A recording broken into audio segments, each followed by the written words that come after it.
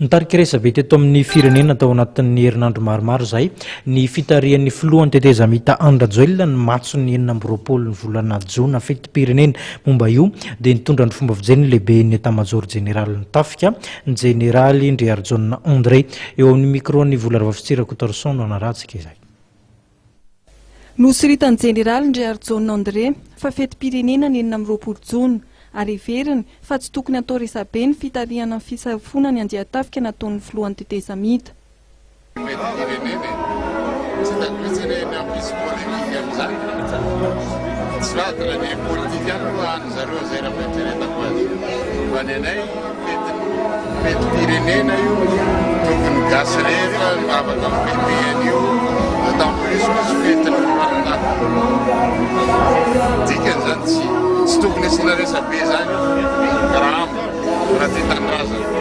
Manana ny ambarany lehiben'ny etazamazaoro jeneralin'ny tafika manoloana ny tsy fahatongavan'ny masoivova iny nandritra ireo lanonana samihafa fankalazana amin'ny feti-pirenena sady fetin'ny 10 androany 4 Jona.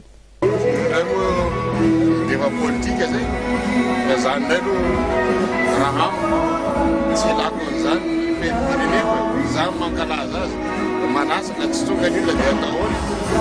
zany koa zao raha mba sainy olona dia tsy tonga amin'ny azy dia olona tsy tonga teo zao tsy mahavony ala satria nasaina any afa tsy mahavy any satria tsy manome voninahitra. Mikasika ny feo izay ny ely fa misy sakaka kely indray ny lehiben'ny etazamazaoro jeneralin'ny tafika dia toy izao.